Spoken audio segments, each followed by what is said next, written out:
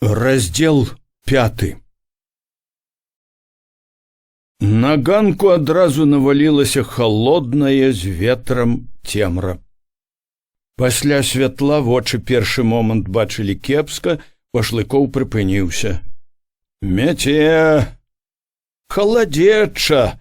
Апынулася побач Параска. Сама прырода, каб перачакалі. Праўда, заначуйце, памог ёй Барыс. Башлыкоў цвёрда кінуў не. Прытрымліваючыся за бакавінкі, стаў рашуча сыходзіць па ступеньках. Цяпер было відаць.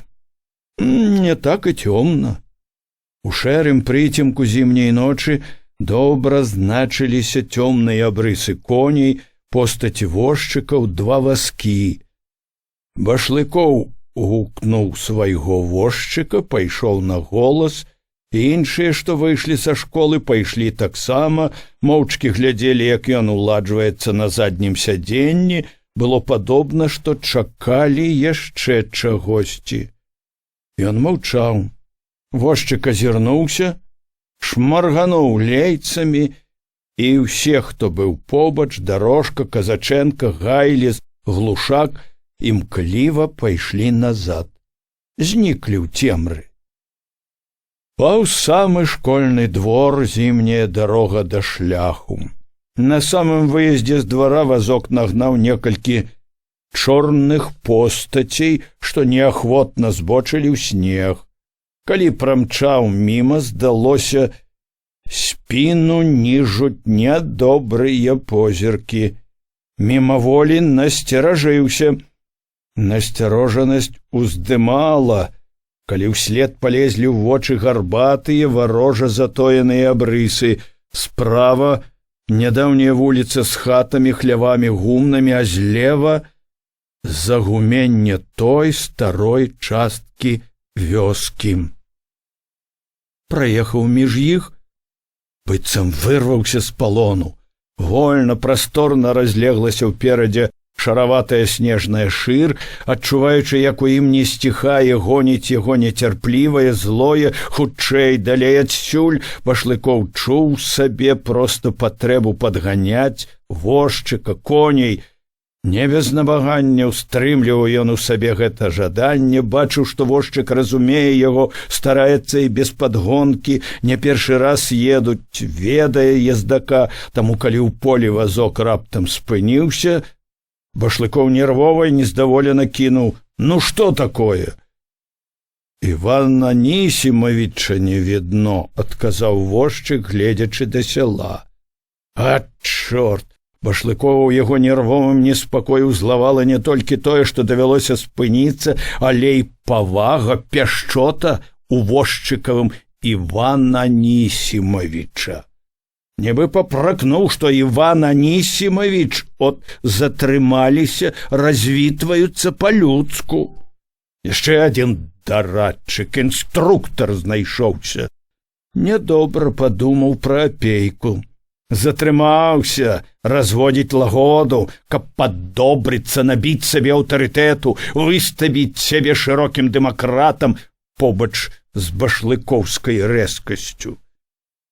Недзе шчымела няёмкасць, не было цвёрдасці, што зрабіў вельмі добра, нешта далікатнае не першы раз пярэчыла грубасці.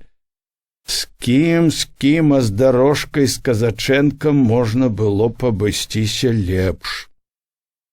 Асабліва з Дарожкай, жанчынаю. Але ён не даў раскволіцца, стрымаў сябе. Всё гэта дробязі, нікчэмнасць у параўнанні з тым галоўным, што адбылося, і значэнне якога не будзе прытойваць ніякімі далікатствамі, як іншыя дэмакраты. Ён і паказваў, і будзе паказваць, як недавольны, галавацяпы. Слоў няма такіх, якія заслужылі. Ён, не азіраючыся, пачуў, калі пад'ехаў апейка. Вазок падышоў амаль упрытык, апейкавы конь сапліў патыліцу. Вазок піскнуў і зноў памчаў. Хутка Ён, аднак, запыніўся так рэзка, што коні ззаду ледь не наскочылі на яго. Пад палазамі цяжка зашаргацела, пацягнулася голая, вымеценая ветрам дарога. Адолеўшы гэты адрэзак, коні былі зноў узялі лёгкі бег, але неўзабаве пільны возчык сам прытрымаў іх. Зноў шаргала ўнізе і марудна ішло амаль голае поле. Ехалі так марудна, што Башлыкову хацелася саскочыць на зямлю і пабегчы самому. Увесь час налятаў ветер, сыпаў снегам у твар, усё намагаўся насыпаць за каўнер, пасмы снегу раз-пораз перабягалі цераз дарогу, праносіліся ў паветры перад вачыма, ад гэта ўсё выглядала варухлівым, неспакойным і нібы няпэўным. Уражанне неспакойнасці і няпэўнасці яшчэ ўзмацняла цьмяная шэрань, што атульвала ўсё поле, давала больш-менш добра бачыць толькі блізкае. Неспакойнае было ў бегу коней, у няспынным дзікім варушэнні быльнягу абапал дарогі на межах, у самім няроўным кіткім ветры. Злева трохі наводдаль штосьці зачарнела. Башлыкоў не так разгледзеў, як успомніў. Невялікі гаёк у полі. Калі цёмная пляма трохі наблізілася і стала няпэўна акрэслівацца, Башлыкоў раптам праз варушэнне снегу заўважыў там пад покрывам цемры дзіўныя постаці. Ён прыгледзеўся, і разважлівае сумненне пацішэла. Тое, што ён хацеў бы лічыць прывідамі, жыло, варушылася, рыхтавалася. Адчуваючы, як халадзее спіна, ён нервовым рухам палез у кішэню, сціснуў цёплую цвёрдую рукоятку нагана, рашуча пералажыў наган за пазуху паліто, павярнуўся назад, крыкнуць апейку, папярэдзіць, але вазок, нібы знарок, плёўся далёка. Не паслухаўся, не застаўся. Ой, дурная нецярплівасць, даказаць хацеў нешта. Хутка, хваравіта, горача білася ў галаве, апякло крыўдна. Як гэта мог не бачыць, што і сляпы пабачыў бы? Прагныя, злосныя позіркі, у якіх вачавіткі гарэла разлічыцца, кончыць. І горкая кволая, так па-дурному ўліпнуць, так кончыць, не ўправіўшыся нічога. Пальцам адвёў курок, другі паклаў на спускавы кручок і ўсё ўглядаўся ў цемру ўзлеску, дарэзі ў вачах, ад напружання вочы завалакло, ён нецярпліва выцер вочы, нязводна сачыў. Забрэзаць і з вінтоўкі пекануць прайшло ў свядомасці. Хутчэй з вінтоўкі больш дакладна. Як гэта цягуча было ехаць, адчуваючы сябе пад прыцэлам вінтоўкі, наведзенай вопытнай рукой, ехаць і чакаць, калі грымне стрэл, які кончыць усё. Так рана, калі толькі пачаў, і так па-дурному. Стрэлу не было, ужо ад'ехалі нямала, а сэрца гулка грымела. Супакаенне прыходзіла паволі і няпоўнае. Трывога па-ранейшаму гняла грудзі. Быў там хто, ці не было? Няўжо толькі здалося? Не можа быць, што здалося, ён жа добра бачыў постаці, рухі нават. Чаму ж не стрэлілі? Пабаяліся в апошні момант. З радасцю, што жыве, з супакаеннем не стрэлілі, абышлося пакуль, увёў сабе клопатнае значнае. Сказаць Харчаву, загадаць, каб прыгледзеўся, высветліў. Няпрошанае ўзяло сумненне, а можа, не варта казаць, стары грубы рубака можа не паверыць. Палічыць, што ўсё прывіды багатай фантазіі, страху. Это можа быць. І апейку не гаварыць. Ты наогул мог праспаць і заявіць, што нічога не было. І не дакажаш нічога. Відавочца. Адужаў прыкрую няёмкасць, пакпіў з сябе. А брыдкая была хвілінка, аж у пот ліха яе увагнала. За белым поплавам дарога вывела да шляху. Па баках у сухім шорсткім пошуме адна за адной пайшлі старыя бярозы, ушы зноў востра лавілі гукі, сярод якіх супакойвалі толькі тупат і пырханне ззаду апейкавых коней. Вочы пасцярожліва сачылі за ценямі, за ўсякім рухам. Бярозы за бярозамі з аднаго боку і з другога, і за кожнай можа чакаць небяспека. А тут злева насунуўся, узняўся чорнай сцяной у сутыч лес. Лес да засценка і далей да Прыпяці, на многія кіламетры балота і лес. Райскі прытулак для бандытаў. Пакуль сунуўся лес, Башлыкоў насцярожана цікаваў яго цемру. За роўняддзю шлях пачаў сыходзіць уніз, уціснуўся ў крутыя берагі. З аднаго боку бераг і з другога ўсё закрылі. Знізу не відаць, што на іх за грэбнем, а стуль усё, як на далоні. Берагі блізка, нейкія, 3 крокі ў бакі. Сціснулі так, што і развярнуцца з вазком няпроста. От дзе пекануць зручна. Добра адно, што коні, як бы разумеючы небяспеку з горкі, падбавілі бегу. Непрыемнае, цягучае чаканне, увага адначасна ў адзін і другі бок, рука ж нямее, сціскае наган. Нарэшце берагі пачалі рассоўвацца, рассунуліся. Ні лесу, ні бяроз абапал, шэрая мутная шыр. Шыр балота. Шлях пабег грэбляй, што выткнулася над заснежанай нізінай. Позірк Башлыкова ўнізваўся ў змрок наперадзе, намагаўся разгледзець цёмны шырокі бераг, камунарскі бераг. От ужо масток над Тур'ёй, капыты коні, як у бубен, застуганелі па дошках. За мастком зусім побач горка, на ёй цёмныя камунарскія будынкі. Коні на горку прыцішылі бег, пайшлі спакайней, нібы адчулі, што небяспека ўжо ззаду. Злева плыў плот, плылі копы яблынь за плотам, справа некалькі хат, без адзінага агеньчыка. Уткнуліся ў неба і зніклі, у змроку таполі, і зноў разлеглася, папаўзло па баках мутнае поле. Башлыкоў перастаў ціснуць ручку нагана, сунуў яго ў кішэню.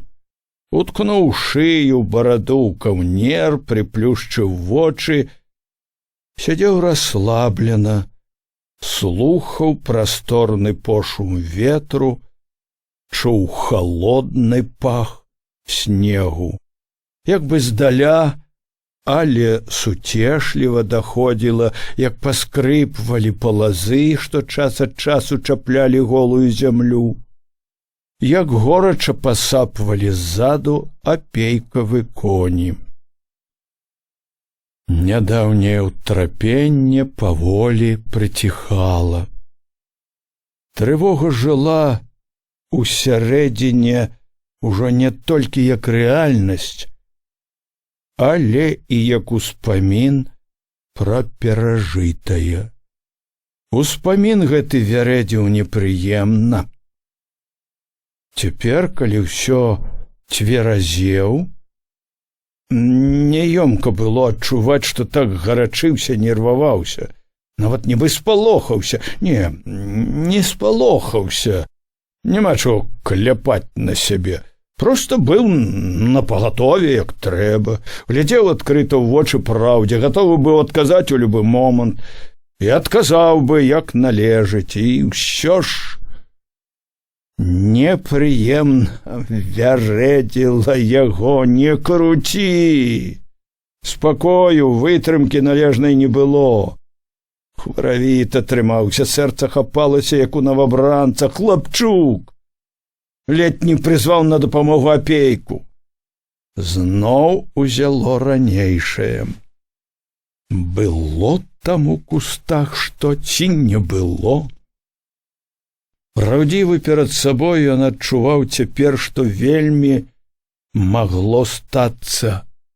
Не было нічога, здалося, прычаўплося ад неспакою багатай фантазіі. Ён вылаяўся ў голас: «Чорт дайшоў, а!» Папракнуў: «Праклятыя нервы!» Непрыемнае ўзрушэнне, што не хацела адыходзіць, увяло іншае. У памяці ажыло духата, густы едкі дым папярос, цяжкі дух поту, аўчыны, світ, цёмныя, з неспакойнымі ценямі абліччы, потныя, непадатныя, злосна ашчэраныя раты. Няма такога права. Это не по закону. За гэтым прыйшло дзённае. Як хадзіў па пустым калгасным двары, сіратлівая пустэча канюшні і свірна, сумная адзінокасць паржавелай жняяркі, як хадзіў з чарнаштанам, з гайлісам па дварах уцекачоў, спрабаваў кожнага ўгаварыць адумацца, вярнуцца, згадаў, як летне кожны, заўважыўшы яго на двары, насцярожваўся, спрабаваў схавацца. Жонкі, злыя іх вочы і злыя варожыя крыкі. Чым больш хадзіў, тым больш адчуваў: марна гэта. І цяпер запякло адчуванне глухаты іх, варожасці, нават нянавісці. І разам сваёй слабасці, сваёй прыніжанасці, брыдкае адчуванне. Ніколі, здаецца, не было такога. Ён успомніў, што тая ж глухата і варожасць сталі перад ім, калі загаварыў на сходзе. Успамін пра гэта асабліва ўсхваляваў, бо тут ён выйшаў, вытраціўшыся за дзень, звярэдзіўшы ўсяго сябе, бо тут высільваўся праз меру. Аддаваў рэшткі сябе, дзіўна, хоць перабіраючы тое, што казаў, не бачыў памылкі. Яго ўсё ж гняло нездавальненне сабой. Нібы ўсё-такі, казаў не тое, што трэба, і не так, як трэба. Можа, гэта было ад таго, што не пераканаў жа, не змяніў нічога. З прыкрасцю думаў, што не вытрываў, пад канец загарачыўся і яшчэ больш сапсаваў усё. За гэтым пачаў перабіраць паводзіны, выступленні іншых прамоўцаў. Ад увадзела нельга было чакаць большага, стараўся, колькі хапіла. А вось глушаку можна было б лепш выступіць. Гаварыў, нібы хацеў адбыць, і дарожка, далікацтва нейкае развяла. Але найбольш цікавае ўсё ж слова старшыні выканкома. Байка пра нейкага Івана, проста анекдатычны ўзорчык сярмяжнай філасофіі, падробкі пад мужычка. А фактычна узор апалітычнасці, апартунізму, якіх далей проста такі нельга ўжо дараваць, якія ўжо чорт ведае, куды вядуць. Ён успомніў, што апейка з самага пачатку не таіў, што не верыць у поспех гэтага сходу. І хоць цяпер непрыемны вопыт быццам бы паказваў, што ў яго была рацыя, Башлыкову не хацелася згаджацца. Усё-такі сход трэба было зрабіць, як гэта непрыемна. Трэба было выпрабаваць все сродкі, высветліць все до конца. Цяпер сумленне чыстае, можа быць. Все, што маглі, зрабілі. А што не ўдалося змяніць, не іх, не яго Башлыкова віна. Нічога нельга было зрабіць. Цяпер відно, як на далоні.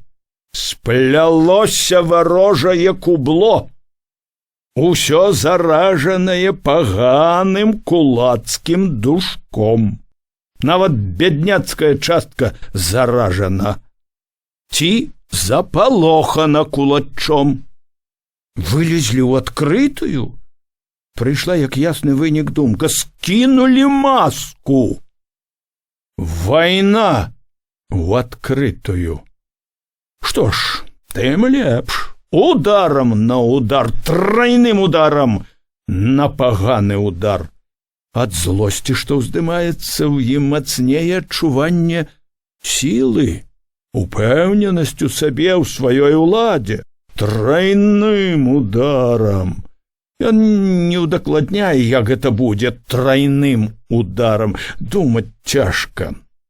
Даўно ўжо чуе ўсё мацней, навальваецца, абцяжарвае ўсяго змора. Але ён ведае, гэта будзе тройным ударом. Думаць глыбей яму замінае не толькі стома.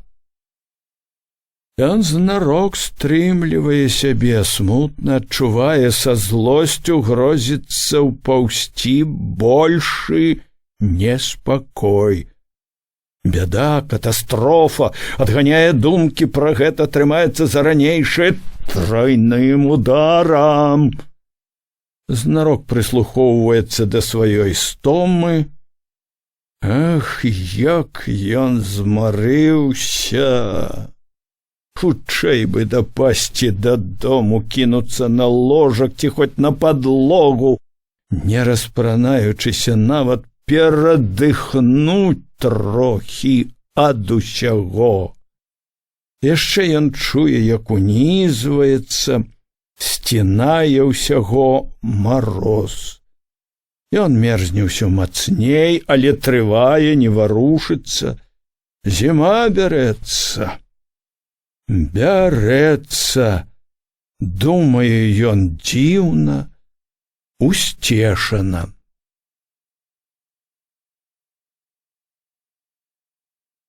Калі спусціліся ўніз у цішыню Юравіцкай вуліцы, возчык павярнуўся да яго. Куды весці?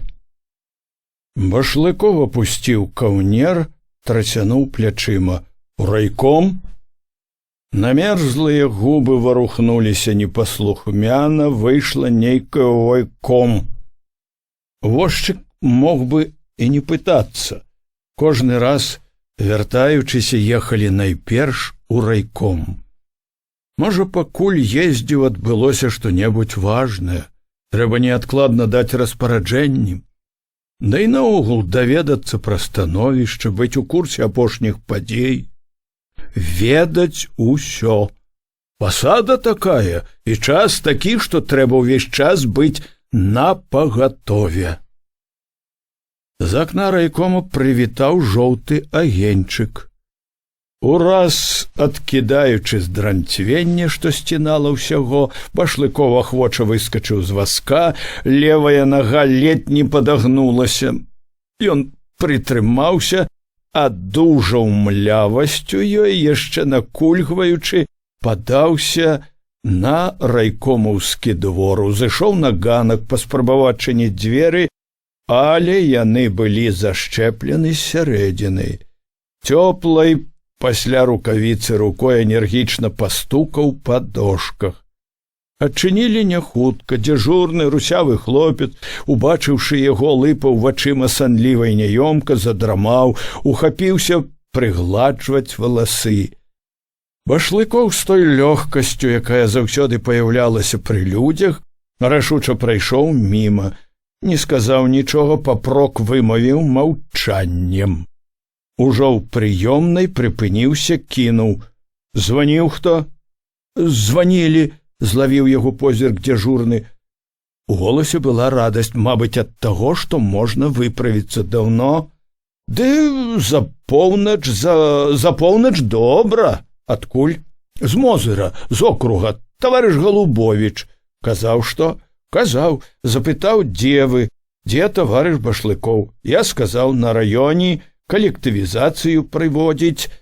«Не пытаў нічога?» «Пытаў, як справы?» «Я сказаў, ідуць».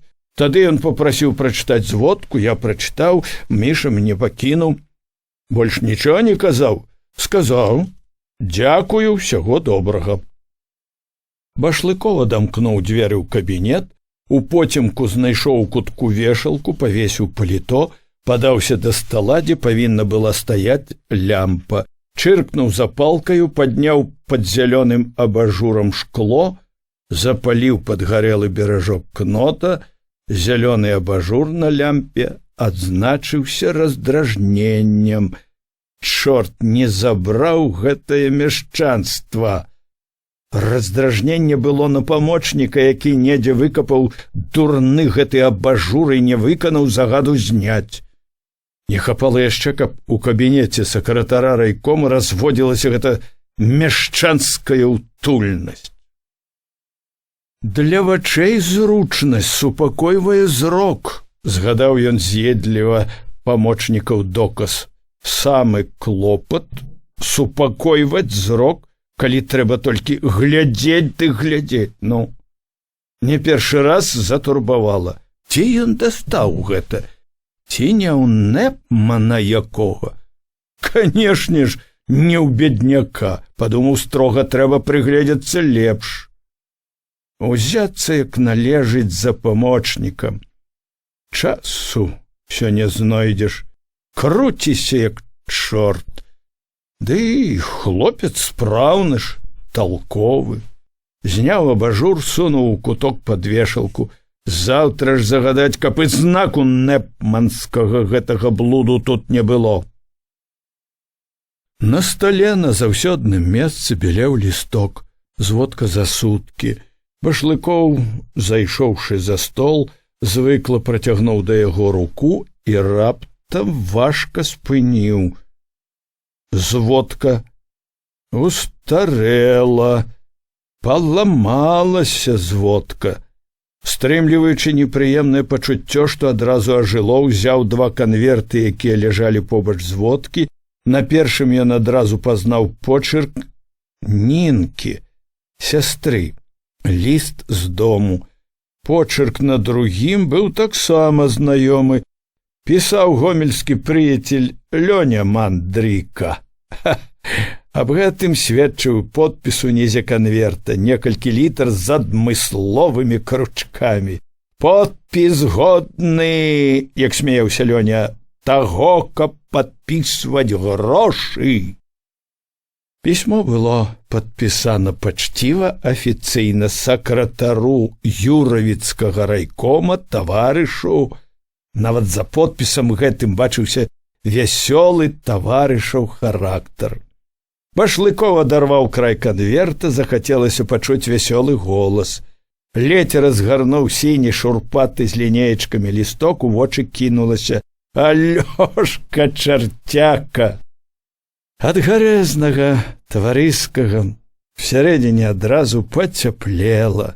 Быццам раптам аказаўся ў мілым Гомелі сярод прыяцеляў ці дзе-небудзь у парку над Сожам. Ухапіўся позіркам у ліст. «Як ты там ваюеш? Як ты пераворваеш там старыя уласніцкія межы?» «Крышы!» кулацкую и всякую іншую нечисть, чтоб усе адчувалі твою твердую рабоча-пролетарскую руку. Алёшка, я читаю про тебя в газетах и ганаруся, и просто не веру, что гэта с тобой лазил праз плот у дирку на стадион. Помнишь, чертяка? А теперь я ганаруся, ты наша слава. За ўсім гэтым Башлыкоў чуў задзірысты гарэзны голас Лёнькі, якога ён калісьці любіў, з якім так лёгка было глядзець на свет. Сёння голас гэты не толькі не весяліў, а абуджаў непрыемнае ў душы тое, што не хацелася чапаць. Ганарымся, ты наша слава, чытаем. Словы гэтыя сёння быццам недалікатна дражнілі. Ён ужо хацеў кінуць чытаць, калі позірк раптам выхапіў сярод радкоў. Лена, чуючы, як часта стала біцца сэрца, ён пайшоў па радках. Зайздрошчу і ганаруся, між іншым, не толькі я. Я зараз табе напишу такое, што ты заікам станеш. Падрыхтуйся, чартяка, і трымайся, не падай на падлогу. Бачыў я тут на днях, каго б ты думаеш, век не адгадаеш, Лену. Іду па савецкай і проста твар у твар, я аж вачам не паверу. Як бы праз туман, праз гарачы звон пранізвалася. Лена ў Гомелі прыехала ад мужа, не вельмі шчаслівая, мякка кажучы, хоць і выгляду не падае. Доўга аж сцінала ёй дыханне, распытвала пра яго, пра Алёшку. Сказала, што ён далёка пойдзе і што яна рада за яго, а пра сябе расказваць не стала. Нічога асаблівага, жыву і ўсё. Кожнае слова адгукалася звонам, біла, а апошняе мацней за ўсё. Праз дзень, сказала, паедзе назад. Не весела, сказала. Разумееш ты, чартяка, што робіцца на свеце? Пытаўся недарэчы весела Лёня. За гэтым Лёня пісаў пра гомельскія навіны, пра тое, якая гэта неспакойная вясёлая служба, яго клуб. Відаць, здагадваючыся, што растрывожыў напамінкам пра Лену, зазначыў, што ў Гомелі многа паявілася дзяўчат харошых і раіў: на свеце ёсць і іншыя важныя рэчы, акрамя спраў. Вырвіся на дзень-два, шкадаваць не будзеш. Башлыкову не спадабаліся пашлаватая гуллівасць апошніх радкоў пісьма і запрашэнне з намёкамі, асабліва непатрэбнай пасля ўсяго, што было пра Лену. Але гэта адзначылася мімаходзь, у душы, ва ўсёй істоце было адно — Лена. Ці ад таго, што ён быў стомлены, ці ад таго, што такая навіна абрынулася так неспадзявана, Башлыкоў дзіўна не мог думаць, жыў толькі гарачым і важкім адчуваннем. Лена была ў Гомелі, нешчаслівая, любіць.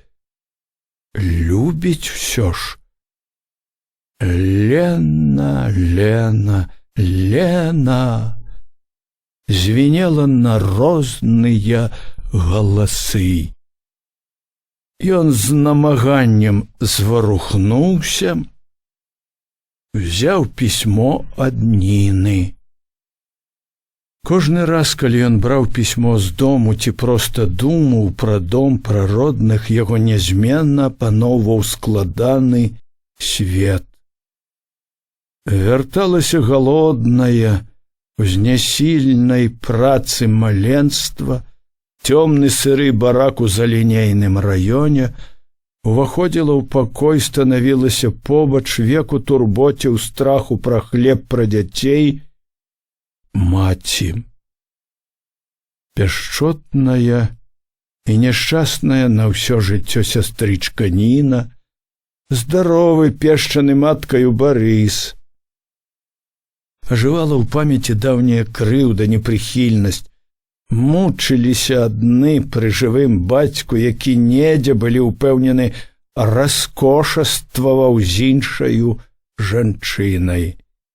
Стракатае, поўнае прагнай дзейнасці і шырокіх на ўвесь свет надзей, камсамольскае юнацтва летне ўвесь час хмарылі неадольныя супярэчнасці з тым, што было дома. Старыя бядоты не ўсе засталіся ў бараку. Многія пераехалі ў светлы каменны пакой каля парку, які далі башлыкоў. Пяшчота да маці, што гадавала траіх, мяшалася са шкадаваннем, не ўберагла, дала на памяць яму і Ніне сухоты. Ніну зрабіла калекай. Ніна, мілая, разумная Ніна, з вострымі плячыма, з няшчасцем горбам. У супярэчлівы свет памяці заўсёды ўнізвалася, турбавала адчуванне віны. Памагае мала. Праўда, грошы пасылае кожны месяц усё, што можа, але хіба даволі грошай адных ім? Ніне, якую неяк трэба было б завесці да добрага спецыяліста, паспрабаваць выбавіць з бяды. Барысу, якога трэба было б накіроўваць цвёрдай рукой, маці, якая адна разрываецца між абаіх. Сёння з усім гэтым неспакоем мяшалася і свежая, неспадзяваная туга пра Лену. Лена, Лена. Нініна пісьмо, як заўсёды, пачыналася пяшчотным. Добры дзень, любы наш Алёшка. Пытанне, як жыве, шкадаванне, што, мабыць, работы многа, не глядзіць сябе, не дасыпае і галадае, у дарозе ўсё на холадзе, а яна вучыцца, і вучыцца добра, на вельмі добра, і здаровая, і вясёлая. Дзяўчаты і хлопцы ў нас як адзін, дружныя і дасціпныя, на пераменку да нас прыходзяць з другіх груп, каб парагатаць, ведаюць, у нас сумаваць не ўмеюць. Маці таксама здаровая, толькі ўсё перажывае за яго, за Алёшку. І наказала нават, каб напісала, няхай беражэ сябе. Адным словам, усё ў нас па-ранейшаму, супакойвала, цешыла башлыкова сястра. Здаецца, сёння яна лішне ўжо старалася супакоіць яго. І ў башлыкова ў стоме з'явілася прадчуванне, што ў іх там нешта здарылася. І праўда. За гэтым ішло асцярожнае, толькі з Барысам важныя навіны. Барысік наш, здаецца, сур'ёзна сабраўся стаць дарослым, прыбіцца нарэшце да берага і пачаць сталае жыццё. Пра тое, як гэта сур'ёзна, можна меркаваць ужо з таго, што ён цяпер усе дні ля адной прыстані. Прыстань гэта Ліза Шэпель. Все дні, ўсюды разам, проста галубкі, увесь вольны час у яе пакоі, мяркуючы па ўсім, у іх далёка зайшло. Ходзяць чуткі, што можа быць нейкі нашчадак. Так што ў нас, Алёшка, новы сваяк, таварыш Шэпель. Як не быў знябыты, перапоўнены ранейшымі падзеямі, Башлыкоў некалькі хвілін не знаходзіў месца ад хвалявання. Устаў, закурыў, зацягнуўся, аж зайшоўся кашлем, нецярпліва, раззлавана захадзіў па пакоі. Сваяк, таварыш Шэпель, таварыш Шэпель, пан Шэпель, гаспадар некалі багатай аптэкі, моднага парфумнага магазина, Непман, гадляр, вядомы ўсяму гораду. Всяго, здаецца, можна было чакаць ад гэтага балбеса ад Барыса, а такога не чакаў. Дадумацца не дадумаўся б. Сваяк таварыша Шэпеля, таварыша Шэпеля. Сакратар райкома, сваяк Шэпеля, Непмана, прыйдзі света. З глузду ён з'ехаў, ці што, дурань гэты, это ж дадумацца, з 1000 дзяўчат, хорошых рабочых дачок, выбраць такую спадарожніцу, нібы знарок. Ды знарок, каб хацеў, дадумацца б трэба, каб раней гады 2-3. Ну, зразумець яшчэ неяк можна было, а цяпер зразумець можна было б, ён бачыў Лізу Шэпель, ведаў красуню, але ён так абураны быў цяпер усім, што не разумеў, не хацеў разумець. Зрабіць такое глупства ў цяперашні час, калі ідзе такі наступ, паставіць сябе і яго брата ў такое становішча. Ён падумаў, як адгукнуцца на ўсё гэта сябры там, у Гомелі. Загадзя ўявіў, што ледь не кожны не інакш будзе вінаваціць яго. Башлыкова не выхаваў, як належыць. Свайго меншага брата не здолеў выхаваць кіраўнік. Будуць вінаваціць і будуць рабіць справядліва. Не выхаваў, не змог. Прыйшло ў галаву. Цяпер кожны раз, расказваючы пра сябе, ён павінен будзе паведамляць пра гэта, тлумачыць у анкетах, у аўтабіяграфіях, упісваць у сваё жыццё, якое ён хацеў жыць чыстым і быў чыстым дасюль. Всё так блыталася, што яго раптам узяў адчай. Чорт ведае, што за ноч. Злыя твары на сходзе, поўны правал у глінішчах, непатрэбная балючая вестка пра Лену і напаследак гэтае, сваяк пана Шэпеля. Всё разам сышлося адусюль. Не было ўжо сілы ні думаць, ні трываць гэта. Ён раптам перастаў мераць кабінет, кінуў недакурак, прыдушыў аб прыбор, рашуча абарваў думанне. Хопіць на сёння. Дастаў шафы падшыўку газеты, згарнуў на канапе пад галаву. Узяў з вешалкі паліто, шапку, рушыў да стала, крутнуў колца кнота, дзьмухнуў у лямпу, падаўся да канапы.